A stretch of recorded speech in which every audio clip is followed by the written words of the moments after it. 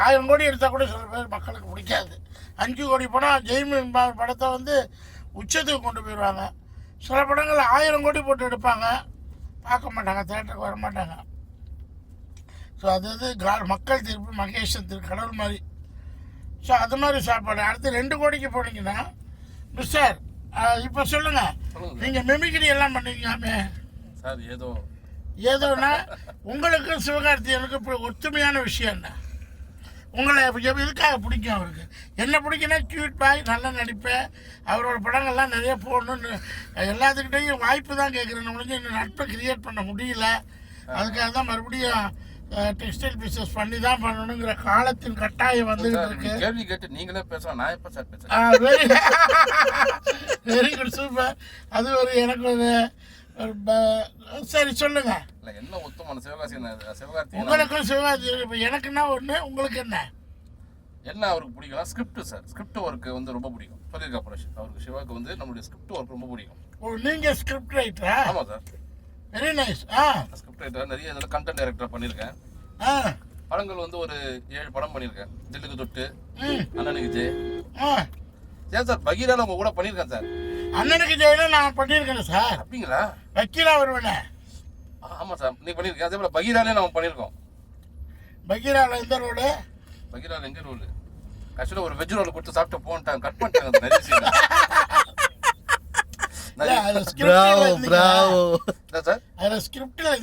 இல்ல சார், நடிச்ச பாத்தீங்களா அந்த அளவுக்கு ஆகி போச்சு பாருங்க. பிரபுதேவா சாருக்கு நாங்க தான் ஒர்க் பண்ணி கொடுப்போம். அவர் கூட வந்து நம்ம யார போடலாம், ஒரு 4 ஃப்ரெண்டா 4 கேரக்டர்ல மாறி மாறி, ஒரு ஐரா வருவேன், ஒரு ஒரு கேங்ஸ்டரா வருவேன். நிறைய சீன் கட்ட. பிரபுதேவா சார் கூட கெட்ட போடல, நீங்களும் கெட்ட போடுறீங்க, ஆனா ஒரு சீன் கூட வரல. ஆக்சுவலா பாத்தீங்கன்னா இல்ல இருந்தது, நிறைய மாண்டேஜ் எல்லாம் இருந்தது. டைலாக்ஸ் போர்ஷன் நிறைய கட் ஆயிடுது, ஃபுட்டேஜ் கட் ஆயிடுது. அப்புறம் சில சிவகார்த்திகேயன் ஸ்கிரிப்ட் எழுதும்போது நீங்க என்ன பண்ணீங்க சார்? நாங்களாம் அதான் சார் 2007 கண்டஸ்டண்டா உள்ள போனார். நானும் அவரும் ஒண்ணா வந்தோம். கலக்க போஜா சீசன் 3ல நாங்க 2 பேரும் ஒண்ணா உள்ள வந்தோம். அவர் டைட்டில் வின் பண்ணாரு, அவர் வின்னர், நான் ரன்னர். ஓகே, 2 பேர் தானா? இல்ல வின்னர் அவரு, ரன்னர் வந்து நானு, இன்னொருத்தர் இருந்தாரு. அவர் பேர் என்ன? அவருக்கு கோகுல்நாத் சார். கோகுல்நாத் சொல்லிட்டு மைமிங்லாம் பண்ணுவாரு, இந்த பாடி பில்டிங்லாம் பண்ணுவாரு. கலைஞர் டிவில டான்ஸ் மாஸ்டர் கோகுல்நாத். அவர் கோகுல்நாத் மாநாட மயிலாடுதுறை கோகுல்நாத் இந்த விக்ரம் படத்துல வந்திருந்தாரு. ஆமா, கடைசியா அவர்தான். சரி, வெரி குட். சினிமா பையன் நல்லா அசிஸ்டண்டா ஒர்க் பண்றான். இந்த சினிமாவில் ரத்தம் ஊர்னாதான் இதெல்லாம் பேச முடியும். கண்டிப்பா. சரி, அடுத்து வாங்க. என்ன சார்?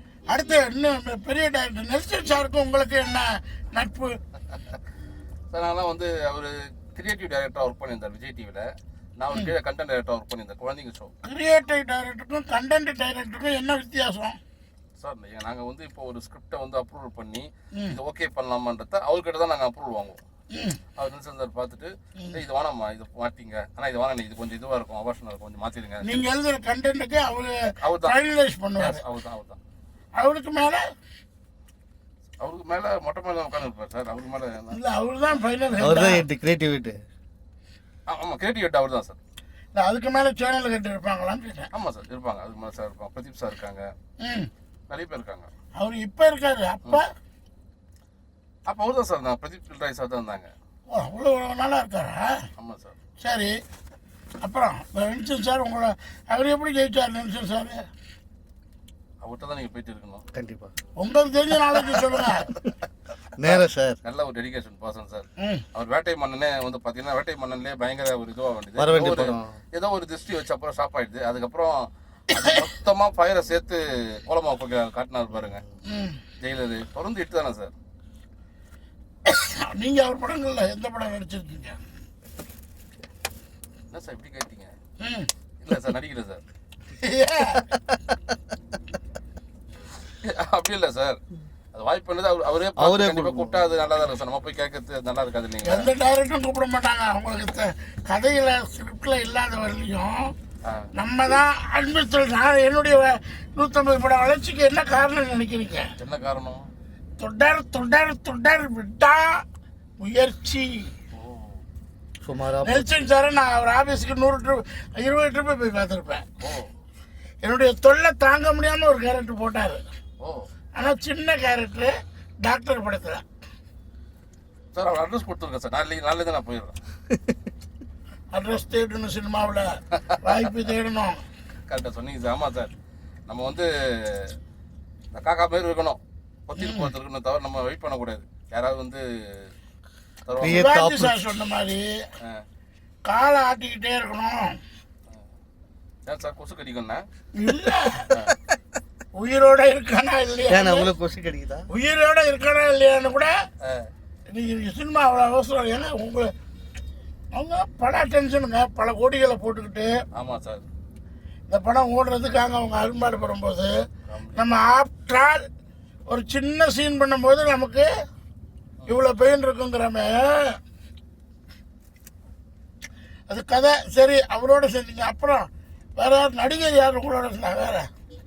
வேற புரியல சார். நடிகர் உங்கள் செட்டு டீமில் சிவா சார் சொல்லிட்டீங்க. ஆமாம். அடுத்து யார் யார் நடிகர்? சார் நடிகர்னா சார் நம்ம கழக போதியால் நான் பண்ணிருந்தேன். அதை பார்த்துட்டு திடீர்னு சிம்பு சார் ஆஃபீஸ் வந்து கால் வந்தது. சார் உங்களை வந்து பார்க்கணும் அப்படின்னாங்க. அது சும்மா தான் சொல்கிறாங்க போல இருக்குது. சிம்பு சார் போய் கூப்பிட்றாரு. அப்புறம் பார்த்தா அவர் வீட்டுக்கு போனேன். உட்காந்தாரு. சிம்பு சார் வந்தாரு. நான் உங்களுக்கு இதெல்லாம் பார்ப்பேன், ரொம்ப பிடிக்கும் அப்படின்னாரு. சார் என்ன சார் இது, நான் உங்களுக்கு பெரிய ஃபேனு, நீங்கள் என்ன கூப்பிட்டு? இல்லை நான் சந்தானத்துக்கிட்ட சொல்லியிருக்கேன், உங்களுக்கு கால் வரும் பாரு. என்ன படம்? தில்லுக்கு துட்டு. தில்லுக்கு துட்டு டூவில் ரோட்டா ஒரு சந்தானம் கூட வரா மாதிரி மறுநாளே ஒரு ஃபோன் வந்தது. போனேன், சந்தானம் சார் உட்காந்துருக்கு சார். வணக்கம் சார். சொன்னா போலப்பா, சிம்பு சார் சொன்னார் நீங்கள் வந்து பண்ணுற ஒரு 10 நாள் பெங்களூருக்கு வானார். ஸோ அந்த மாதிரி பார்த்தீங்கன்னா இதில் எதிர்பார்க்கவே இல்லை சார். எவ்வளோ பெரிய ஆள் அவர் ரெஜென்ட்டு, அவரு வந்து கூப்பிட்டுட்டு இந்த மாதிரி ஒரு வாய்ப்பு. இந்த மாதிரி நல்ல மனசில் எஸ்டிஆருக்கு மட்டும் தாங்க.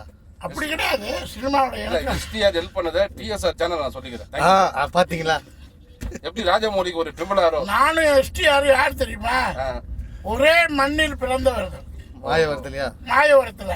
ஓ, எங்க வீட்டுல டிஆர் வந்து படம் எடுத்திருக்கிறார். அதாவது எங்க வீட்டுக்கு பக்கத்துல கோயில்ல. சார் கோபியா இருக்கு. நானும் டிஆரும் ஒரே காலேஜ். ஓ, நானும் டிஆரும் ஒரே ஸ்கூல், அதாவது ஒரே ஏரியா பில்டப். ஒரு 2 கிலோமீட்டர் ரேடியேஷன் தான் படித்தோம். எனக்கு அப்பா ஊர் வந்து பூர்வீகம் திருச்சியா இருந்தாலும் பிறந்தது எல்லாமே மயிலாடுதுறை தான். மயிலாடுதுறை ஜிஹெச்சில் தான் பிறந்தேன். 1000 ஆனாலும் மாயாரம் ஆகாதுன்றாங்க.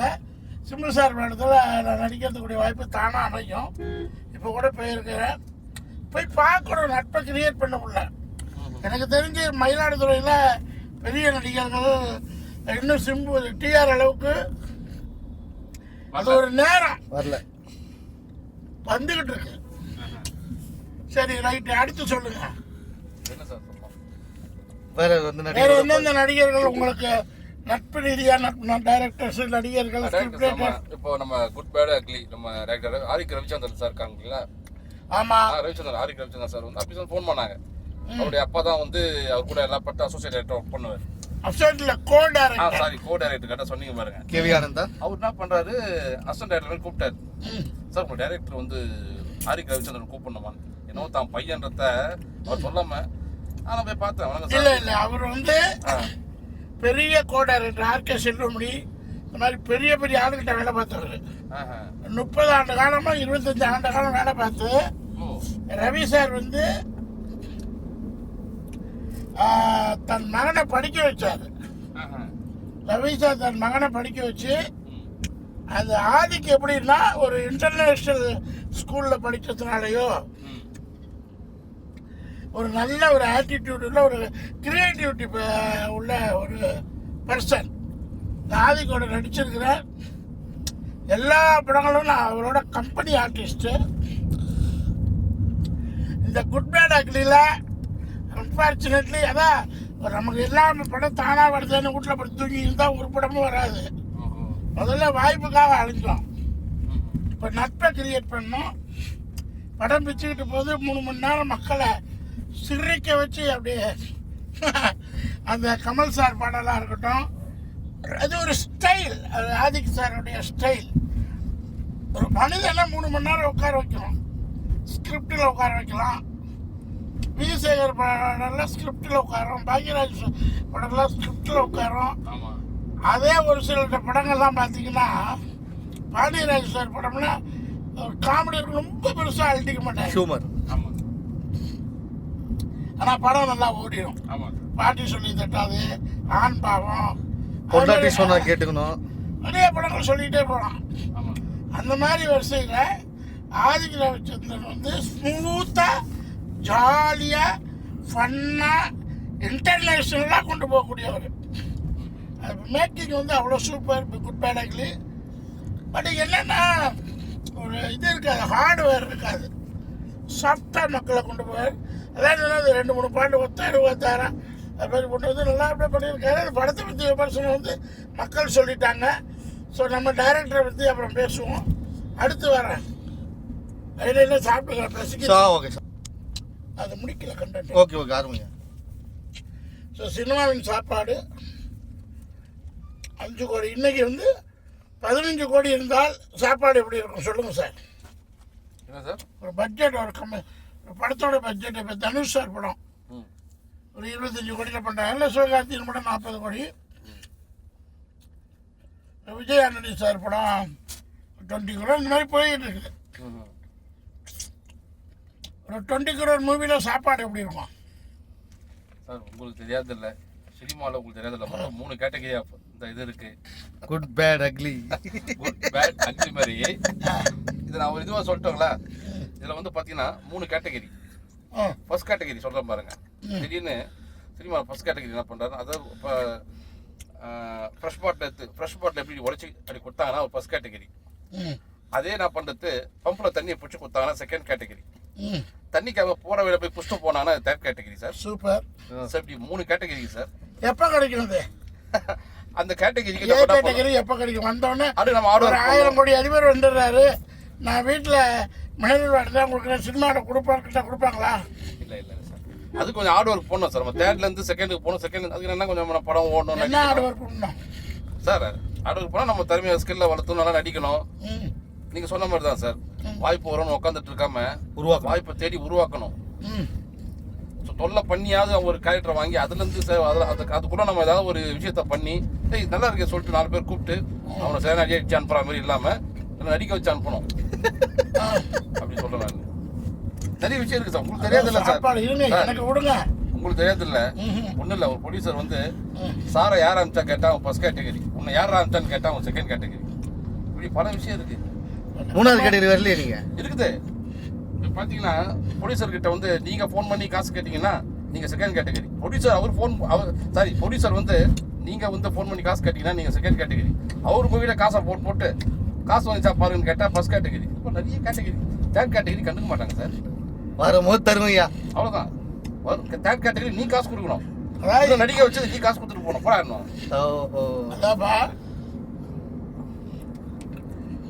Starting from 0. இப்போ சில டைரக்டர் இருக்காங்க. ஆமாம் சார்.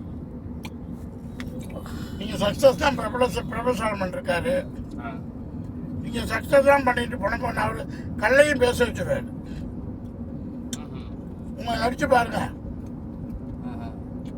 அவர் ஒரு ஸ்கூலு, அந்த ஸ்கூல்ல எப்போ சார் சேர்க்க போறீங்க? ஜூன் மாசம். அப்படியா சார்? அந்த ஸ்கூல்ல என்ன சேர்த்து விடுங்க சார். எந்த ஸ்கூல்லையும் யாரும் சேர முடியாது. நம்மளா சீட் நீங்களா போய் சேரணும். இது என்ன நீட்டா பப்ளிக் பரீட்சை எழுதுங்கன்னா இது சென்ட்ரல் எக்ஸாமா? மெடிக்கல் தான் சார். ஸ்கூல் வந்து இது வந்து தனி மனிதனின் அயராத முயற்சியும் விடாமுயற்சியும் பயிற்சியும் வாழ்வாங்க வாழ்றதுக்கு. எம்ஜிஆர் வாழ்ந்தாருன்னா 25-30-35 ஆண்டு காலங்கள் கடினமான தீவிரமான முயற்சி. அரசியல் வந்து அவருக்கு ஈஸியாக கிடைச்சிருக்கலாம். ஆமாம். சினிமா வந்து ரொம்ப கஷ்டம். அதில் வந்து ஜெயிச்சாரு. சரி வாங்க, இப்போ இந்த சேனலில் 2,000 பாட்டுக்கு வந்தாச்சு. அது கூட ஃப்ரூட்ஸும் சாப்பிட்டேன் நான். ஓகே, ரொம்ப நன்றி சார். அடுத்து ரொம்ப சூப்பராக இருந்தது. அப்படியா? ரொம்ப ஃபர்ஸ்ட் கிளாஸாக இருந்தது. Very nice, very nice. Thank you sir. சூப்பராக இருந்தது. டெய்லி ஒரு ஃப்ரூட்ஸ் சாப்பிடலாம். என்னைக்கு சார் உங்களுக்கு ஷூட் வருது சொல்லுங்க சார், கரெக்டாக அங்கே வந்துடுறேன் சார். இல்லை, நீங்கள் சினிமாவில் சாதிக்கிறதுக்கு நீங்களும் ஒரு சிவகார்த்திகேயன் ஆகலாம், நீங்களும் ஒரு நெல்சன் ஆகலாம். ஆனால் ஆனால் நீ ஆகாதது குறை நீங்கள் தான். அவங்க 2 பேரும் குறையில்லை, அவங்களை போல் நீளமாயிடலாம். அதுக்கு நான் உங்களுக்கு ஃபுல் சப்போர்ட் தரேன். Thank you sir. இந்த நெல்சன் சாரோடையும் சிவா சாரோடையும் நீங்கள் கூட இருந்து ட்ராவல் பண்ணன்னு நீங்கள் சொல்கிறீங்கல்ல. இப்போ உங்கள் ஊரையும் ட்ராவல் பண்ணிட்டேனே, காலை ட்ராவல் பண்ணேன். என்ன அந்த லெவலுக்கு வளர்ச்சி இல்லை. எனக்கு சினிமாவில் அந்த அளவுக்கு மரியாதை இருக்கு. நோட் பண்ணுங்கப்பா காமெடி கிளம்பிட்டு இருந்தேன். சார் எங்கே போறீங்கன்னு கேட்டேன். தேனாம்பேட்டன். ஏறிடுங்க, முதல்ல உள்ள உட்காருங்கன்னாரு. நான் சார் கூட ட்ராவல் பண்ணுறேன். நாளைக்கு அவர் படத்துக்குள்ள ட்ராவல் பண்ணுவேன். நீங்கள் ஒன்றும் செய்ய வேண்டாம். நம்ம 100 டைரக்டரில் உங்களுக்கு ஸ்கிரிப்ட்னு சொன்னீங்கல்ல. ஆமாம் சார். அது ஒரு டிவிஷன் எனக்கு இருக்கு. சரிங்க சார். ஒரு பார்ட் டிவிஷன் இருக்கு. நான் வந்து கிரியேட்டர் ஃபார் ஆல். என்னுடைய டெக்ஸ்டைலை நான் தான் கிரியேட் பண்ணேன். நான் தான் டிசைன் பண்ணுவேன், நான் தான் கிரியேட் பண்ணுவேன். என்னென்னா என்கிட்ட ஒரு சோம்பேறித்தனம் என்னென்னா, எல்லாரும் பகிர்ந்து வேலை செய்யணும்னு நினைப்பேன். அதனால் எல்லா பாட்டும் என்னால் செய்ய முடியாது. 4 வீல் ஓடணும்னா ஒரே 4 வீலாக நான் இருக்க மாட்டேன். வெறும் டீம் அமைகிறது. இப்போயும் நீங்கள் வந்து நம்ம வந்து சினிமாவில் உள்ள சாப்பாடை பற்றி பேசிக்கிருந்தோம். ஏன் இப்போதைக்கு இந்த பசியில் சாப்பிட்றோன்னா, காலையில் இப்போ நாங்கள் பண்ணுறது மிட் ப்ராஜெக்டு. அதனால் காலையில் நல்ல டிஃபன் கொடுத்துருவாங்க. ஸ்மால் பட்ஜெட்டில் பொட்டலம் வந்துடும். மீடியம்னா சார் என்ன பொட்டலம் தெளிவாக சொல்லுங்கள் சார். என்ன பொட்டலம் சென்சாரில் போட்டு பொட்டலம் அப்புறம் நம்ம இல்லை இட்லி வந்துடும். வேறு என்ன பொட்டலாப்பா நினைக்கும் போதே தப்பாக பண்ணுறேன். பொட்டலம் காலையில் இட்லி தான் சாப்பாடு. எது வேணாலும் சொல்லு. மக்கள் வந்து பல திசையில் யோசிப்பாங்க, பல திசையில் போடுவாங்க. நான் எப்போதுமே ஆனஸ்டாக போட்டுருவேன். அதே மாதிரி வெகுளித்தனமாக பேசணும்னு மக்கள் சொல்கிறாங்க. திட்டுறவங்க திட்டுவாங்க, தூத்துறவங்க தூத்துவாங்க, போட்டுவாங்க. நம்ம தொடர்ந்து கஷ்ட காலங்கள் இப்போ 60 ஆச்சு, போராடிட்டு தான் இருக்கிறோம். பட் என்னன்னா சார், நீங்க பேச்சு வாக்குல தெரியாம வயசு சொல்லிட்டீங்க சார். சினிமாக்காரங்க வயசு சொல்லக்கூடாது. டெய்லி சொல்றாரு. அது பெண்களுக்கு, ஆண்களுக்கு வந்து 60 ஃபங்க்ஷன் சார். 60 வயசுல 60 வயசுல இந்த அளவுக்கு 18 மணி நேரம் உழைக்கிறதே பெரிய அதிசயம் சார். 60 இயரில் 18 வயசுல 18, 15, 16 மணி நேரம் தூங்குறது வந்து நைட்டு 11லேருந்து காலையில் 4 வரலையும் தான். 5 hours தான் தூங்குறேன், ஓடிக்கிட்டே இருக்கிறேன். இத்தனைக்கும் பணம் உடனே கிடைக்காது. 1 வருஷம் ஆகலாம், 1 மாதம் ஆகலாம், 1 நாளும் ஆகலாம், 5 வருஷம் ஆகலாம், 10 வருஷம் ஆகலாம். என்ன சார் கோமால இருந்து வர நோய்? சினிமா தான் சினிமா. பணம் வரத்துக்கு கோமாவிலுக்கு போகணுமா? ஏன் இப்போ நான் போயிட்டு ஒரு சில படங்களுக்கு இன்னும் கோமாவில் தான் படம் வாங்கிட்டு இருக்கேன். நல்ல டாக்டர். ட்ராமாவில் நடிச்சா இன்னும் உதவுங்களா சார்? கோமா ட்ராமா போனால் அது ஒன்றையே ஜெயிக்க முடியல. போதும். என்னன்னா நமக்கு சினிமாவின் சாப்பாடை பற்றி அலசி ஆராய்ச்சி காமெடியாக ஃபன்னாக பேசணும். உங்களை மாதிரி லட்சக்கணக்கான பேர், என்ன மாதிரி லட்சக்கணக்கான பேர் அனுபவத்தோட சினிமாவில் இருக்கிறாங்க. அத்தனை பேரும் இந்த ஷர்ட்டு 400 rupees தான். இப்போல்லாம் நான் காஸ்டியூம், இன்டர்நேஷ்னல் காஸ்டியூம் டிசைனர். என்னெல்லாம் காஸ்டியூமுக்கு வந்து டெக்னாலஜி கண்டுபிடிக்கணுமோ அதெல்லாம் ஒரு 400 rupeesல ஒரு கல்யாண ஷர்ட். என்ன கரெக்டாக இல்லைங்களா? மக்கள் கண்களுக்கு விருந்தளிக்கணும். அது டெக்ஸ்டைலில் வந்து புரட்சி பண்ணேன். என் புரட்சி சைனாவை ஓரம் கட்டுச்சு. சைனா தான் நம்ம காம்படேட்டர். ஏன்னா உலக வல்லரசு நாட்டில் இப்போயும் சைனா தான் என் காம்படேட்டர். சைனா கிட்ட உள்ள ஒத்துமை இந்தியாவுக்கு வந்தால் இந்தியா 200 அமெரிக்காவுக்கு சமம். ஸோ அது வரும், லேட்டாக வரும், மெல்ல வரும், வந்துக்கிட்டே இருக்கும், போய்கொண்டே இருக்கும். ஒற்றுமை, யூனிட்டி, அதுதான். சைனாவை போல் ஒற்றுமை இருந்தால் இந்தியா 200 அமெரிக்காவுக்கு சமம். அப்போ பார்த்துங்க, அவ்வளோ வளங்கள் இருக்குது, கவர்மெண்ட் நல்லா இருக்குது.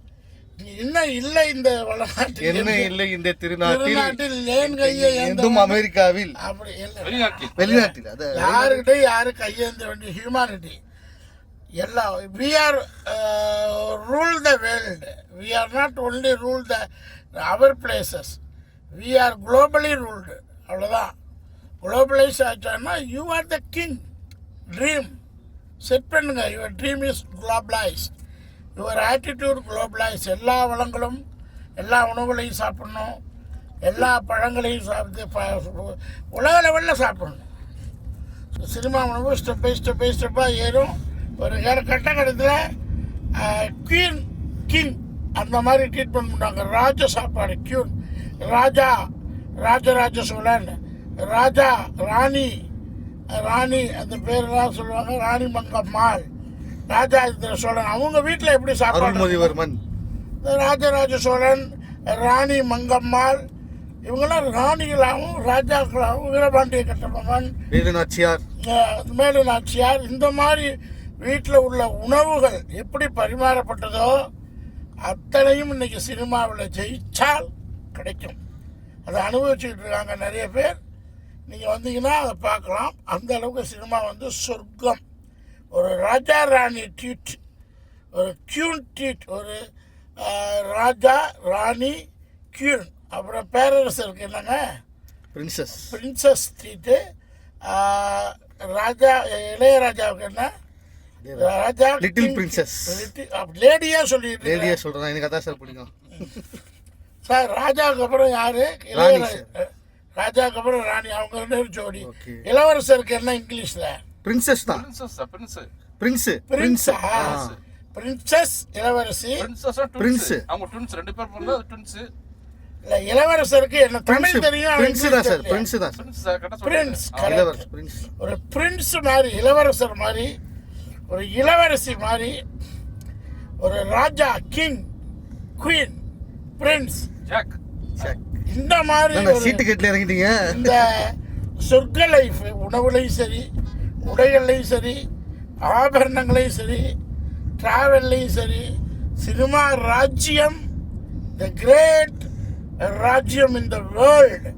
ஹாலிவுட்டாக இருக்கட்டும், பாலிவுட்டாக இருக்கட்டும், டோலிவுட்டாக இருக்கட்டும், தமிழில் மல்லுவுட்டாக, எந்த வுட்டாக இருக்கட்டும், தமிழாக எந்த மொழி இருக்கட்டும், the successful people treated by queen, ராஜா ராணி, இளவரசன் இளவரசி. இதுதான் சொர்க்கம்.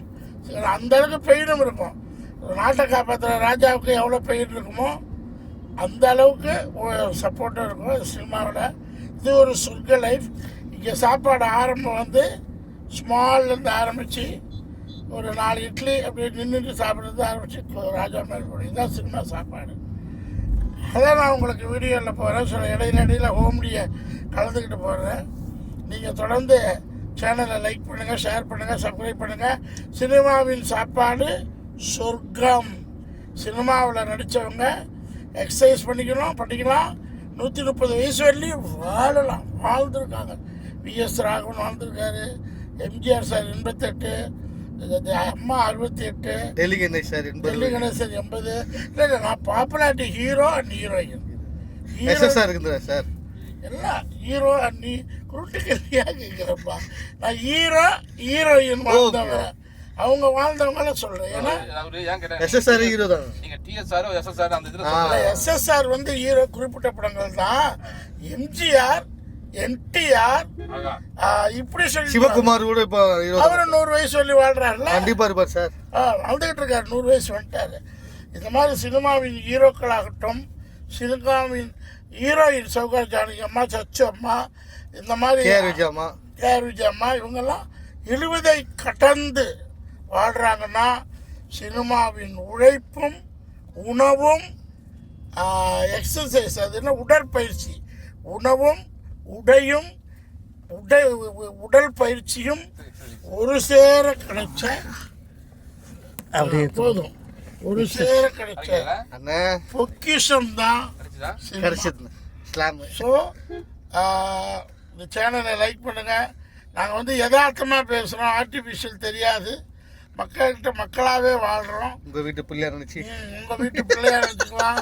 அருணாச்சல் வாழ்த்துறீங்க. அதனால் எனக்கு குறுகிய காலத்தில் பொருளாதாரம் வந்து வர்றது முன்ன இருந்தாலும் பட் புகழ்ங்கிறது இந்த நாட்டில் ஒரு நடிகருக்கு கிடைக்கக்கூடிய அந்தஸ்து எனக்கு கிடைச்சிருச்சு. I am very happy.